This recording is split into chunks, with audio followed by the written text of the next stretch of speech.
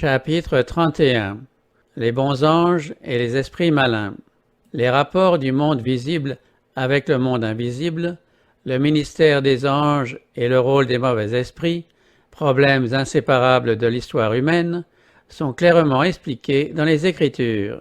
L'opinion générale tend à révoquer en doute l'existence des mauvais esprits.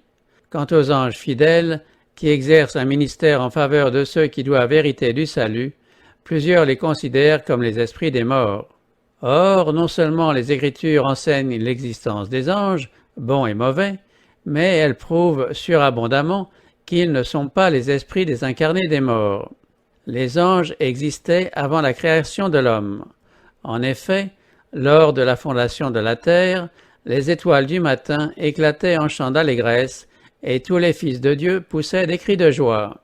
Après la chute de l'homme, des anges furent envoyés pour garder l'accès de l'arbre de vie, alors que la mort n'avait encore frappé aucun homme.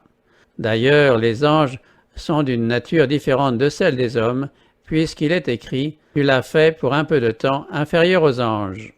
La Bible nous renseigne sur le nombre, la puissance et la gloire des êtres célestes, sur le rapport avec le gouvernement divin, comme aussi sur le rôle qu'ils jouent dans le plan de la rédemption. L'Éternel a établi son trône dans les cieux, et son règne domine sur toutes choses. J'entendis la voix de beaucoup d'anges autour du trône. Dans l'antichambre du roi des rois se presse une multitude d'anges puissants en force, et qui exécutent ses ordres, en obéissant à la voix de sa parole. Le prophète Daniel vit les messagers de Dieu au nombre de 1000 milliers et de 10 000 millions. L'apôtre Paul nous parle aussi des myriades qui forment le cœur des anges. Ces messagers célestes se déplacent si rapidement que le prophète les voit s'élancer comme la foudre. L'aspect de l'ange qui se présenta devant la tombe du Sauveur était comme l'éclair et son vêtement blanc comme la neige. Cette apparition fit trembler les gardes romains qui devinrent comme morts.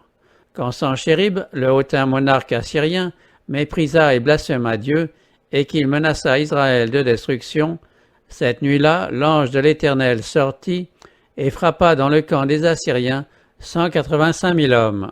Alors furent exterminés dans le camp du roi d'Assyrie tous les vaillants hommes, les princes et les chefs, et le roi confus retourna dans son pays. Les anges sont chargés d'accomplir des missions de miséricorde en faveur des enfants de Dieu. Ils furent envoyés à Abraham avec des promesses de bénédiction, à Lot, aux portes de Sodome, pour soustraire ce juste à la destruction de la ville, à Élie dans le désert, sur le point de succomber à la fatigue et à la faim, à Élisée, qui vit entouré de chariots et de chevaux de feu la petite ville où l'avaient cerné ses ennemis, à Daniel, jeté dans la fosse aux lions pour sa fidélité au vrai Dieu, à Pierre, condamné à mort dans la prison d'Hérode, à 2 apôtres emprisonnés à Philippe, à Paul et à ses compagnons pendant une tempête nocturne, au centenier Corneille, désireux de connaître l'Évangile, à Pierre pour l'envoyer porter le message du salut à cet officier étranger. C'est ainsi que dans tous les siècles, les saints anges ont exercé un ministère en faveur du peuple de Dieu. Chaque disciple de Jésus-Christ a son ange gardien, cette céleste sentinelle qui protège le juste contre les assauts du malin. Satan lui-même le reconnaît en ces termes. « Est-ce d'une manière désintéressée que Job craint Dieu? Ne l'as-tu pas protégé, lui, sa maison et tout ce qui est à lui ?» Le moyen dont Dieu se sert pour protéger les siens est mentionné par le psalmiste. L'ange de l'Éternel campe autour de ceux qui le craignent et il les arrache au danger. Les anges désignés pour veiller sur les enfants de Dieu ont toujours accès auprès de lui. Le Seigneur lui-même le déclare en ces termes. « Gardez-vous de mépriser un seul de ces petits, car je vous dis que leurs anges dans les cieux voient continuellement la face de mon Père qui est dans les cieux. » Ainsi, le peuple de Dieu, toujours exposé à la puissance de séduction, à l'inlassable malignité du prince des ténèbres, toujours en guerre avec les puissances du mal, est assuré de la protection constante des bons anges. Cette assurance n'est pas superflue. Si Dieu a promis sa grâce et sa protection à ses enfants, c'est parce qu'ils doivent faire face aux puissants émissaires du malin, agents nombreux, déterminés et infatigables, dont nul ne peut impunément ignorer l'astuce. Les esprits malins ont été créés sans péché, égaux en puissance et en gloire aux êtres saints qui sont restés jusqu'à ce jour les messagers de Dieu. Tombés dans le péché, ils se sont ligués pour déshonorer Dieu et perdre les hommes. Entraînés par Satan dans sa rébellion, expulsés du ciel avec leur chef, ils ont coopéré avec lui au cours des siècles dans sa guerre contre l'autorité divine. Les Écritures nous parlent de leur fédération, de leur gouvernement, de leurs divers ordres, ainsi que de leurs conspirations et de leurs ruses contre la paix et le bonheur de l'humanité. Les récits de l'Ancien Testament mentionnent occasionnellement leur existence et leurs agissements. Mais c'est au jour du Sauveur qu'ils manifestèrent leur puissance de la façon la plus frappante. Le Fils de Dieu étant venu exécuter le plan de la rédemption, Satan, qui avait réussi à établir l'idolâtrie dans toutes les parties de la terre sauf en Palestine, prit la détermination d'affirmer ses droits au gouvernement du monde. Jésus avait paru pour répandre la lumière dans le seul pays qui ne s'était pas entièrement soumis au joug du tentateur. Deux pouvoirs rivaux se disputèrent alors la suprématie. Plein d'amour, les bras étendus vers tous ceux qui l'accueillaient, Jésus leur offrait le pardon et la paix. Les soldats du prince des ténèbres virent que leur pouvoir n'était pas illimité et comprirent que si la mission du Christ réussissait, leur domination ne tarderait pas à s'effondrer. Aussi, rugissant comme un lion enchaîné, Satan se mit-il à exercer sa puissance de la façon la plus provocante sur les corps et sur les âmes. La réalité des possessions démoniaques est nettement affirmée par le Nouveau Testament. Les personnes qui en étaient affligées ne souffraient pas seulement de maladies dues à des causes naturelles. Jésus reconnut dans ces cas la présence et l'action directe des mauvais esprits. Un exemple frappant du nombre, de la force et de la malignité des mauvais anges, aussi bien que de la puissance et de la miséricorde du Sauveur, est donné dans le récit de la guérison des deux démoniaques de Gadara. Ces malheureux démons, défiant toute intervention, se tordaient, écumaient et hurlaient, remplissant les airs de leurs cris, se meurtrissant et mettant en danger la vie de tous ceux qui les approchaient. Leur corps ensanglanté et contorsionné, leur regard égaré, présentaient un spectacle propre à satisfaire le prince des ténèbres. L'un des démons qui obsédait ces malheureux avoua, « Légion est mon nom, car nous sommes plusieurs ». Dans l'armée romaine, une légion se composant de 3 à 5 000 hommes, cet aveu nous renseigne sur le nombre de démons qui s'étaient logés dans le corps de ces possédés. Sur l'ordre de Jésus, les esprits malins lâchèrent leurs victimes. Celles-ci, recouvrant leurs facultés, s'assirent paisibles et soumises aux pieds de Jésus.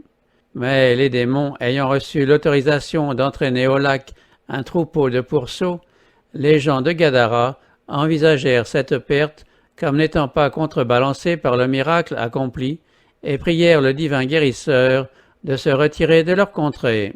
C'était là exactement ce que Satan désirait. En rendant Jésus responsable du dommage subi, il exalta leurs craintes égoïstes et les empêcha de prêter l'oreille à ses paroles. C'est ainsi que Satan accuse constamment les chrétiens d'être la cause des malheurs et des calamités dont lui-même et ses agents sont les vrais responsables. Mais les desseins de Jésus ne furent pas frustrés. Il avait permis aux démons d'anéantir le troupeau de pourceaux pour censurer les Juifs qui, par amour du gain, élevaient des animaux impurs. S'ils n'avaient pas tenu les démons en échec, ils auraient précipité dans le lac non seulement les pourceaux, mais aussi leurs gardiens et leurs propriétaires. Ceux-ci ne devaient leur salut qu'à la puissance charitablement déployée en leur faveur. En outre, le Seigneur permit cet incident pour donner à ses disciples l'occasion de voir une manifestation de la cruauté de Satan envers les hommes et les animaux. Le Sauveur désirait que ses disciples connaissent l'ennemi qu'ils étaient appelés à affronter et se gardent de ses artifices. Il voulait aussi que les habitants de la région voient qu'il avait la puissance de briser les chaînes de Satan et de relâcher ses captifs. D'ailleurs, après le départ de Jésus, les hommes si merveilleusement délivrés restèrent dans le pays pour proclamer la miséricorde de leur bienfaiteur. Le Nouveau Testament nous donne d'autres exemples du même genre. La fille d'une femme syrophénicienne, cruellement tourmentée par un démon, en fut délivrée par Jésus, qui le chassa par sa parole. Le démoniaque aveugle et muet, le jeune homme possédé d'un esprit muet qui le jetait par terre, en quelque lieu qu'il le saisit, et qu'il avait jeté dans le feu et dans l'eau pour le faire périr, le lunatique dont l'esprit de démon impur qui le possédait troubla la tranquillité de la synagogue de Capernaum le jour du sabbat, tout cela furent guéris par un sauveur compatissant. Dans presque tous ces cas, Jésus s'adressa au démon comme à une entité intelligente et lui ordonna de sortir de sa victime, de cesser de la tourmenter. En constatant la grande puissance du Christ, les fidèles de Capernaum se disaient les uns aux autres « Quelle est cette parole ? Il commande avec autorité et puissance aux esprits impurs et ils sortent. » Les possédés nous sont souvent représentés comme endurant de grandes souffrances. Mais il y a des exceptions à cette règle. Pour posséder une force surnaturelle, certains hommes accueillaient avec empressement l'influence satanique. Cela n'était naturellement pas en lutte avec les démons. À cette catégorie appartenaient ceux qui possédaient l'esprit de divination, tels Simon le magicien, Élymas et la servante de Philippe qui poursuivait Paul et Silas. Nul n'est plus en danger de subir la néfaste influence des mauvais esprits que celui qui, en dépit des témoignages abondants et directs des Écritures, nie l'existence et l'action du diable et de ses anges. Tant qu'on ignore leur supercherie, ils ont un avantage presque inconcevable. Plusieurs acceptent leurs suggestions, tout en s'imaginant suivre les inspirations de leur propre sagesse. C'est la raison pour laquelle, à mesure que nous approchons de la fin, où il doit opérer avec plus de puissance que jamais pour séduire et ravager, Satan s'efforce de répandre la croyance qu'il n'est qu'un mythe. Sa tactique est d'agir dans l'ombre et de laisser ignorer sa personnalité et son activité. Le grand séducteur ne redoute rien tant que de voir sa ruse découverte. Pour mieux masquer sa nature réelle et ses desseins, il s'est fait représenter sous des images grotesques destinées à provoquer l'hilarité et le mépris. Il lui plaît de se voir dépeint comme un être ridicule ou repoussant, moitié animal et moitié homme. Il est ravi d'entendre des gens qui se disent intelligents et renseignés prononcer son nom à la légère ou par moquerie. Satan se dissimule avec une habileté tellement consommée que l'on entend souvent des personnes demander « Cet être existe-t-il réellement ?» La preuve la plus évidente de son succès, c'est que des théories contredisant directement les déclarations les plus positives des Écritures reçoivent tant de créances dans le monde religieux. Et, parce que Satan peut aisément dominer les gens inconscients de son influence, la parole de Dieu nous met en garde contre les assauts de cet adversaire en nous donnant maints exemples de son œuvre néfaste et en nous révélant ses maléfices. La puissance et la malignité de Satan et de ses armées nous alarmeraient à juste titre si nous n'avions pas la certitude de trouver protection et délivrance auprès de notre invincible Rédempteur.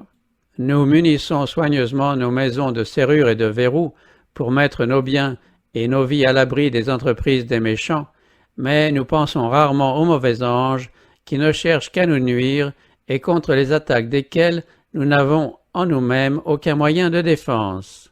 S'ils en avaient la permission, ils pourraient détraquer notre esprit, déformer notre corps, détruire nos biens et mettre fin à nos jours. Ils ne se plaisent qu'à des scènes de souffrance et de destruction. Lamentable est la condition de ceux qui, résistant aux appels de Dieu, cèdent aux tentations de Satan jusqu'à ce qu'ils soient livrés au mauvais esprit. Mais ceux qui suivent le Sauveur sont toujours en sécurité sous sa sauvegarde. Des anges puissants en force sont envoyés du ciel pour les protéger. Dieu place autour de son peuple une garde que le malin ne peut franchir.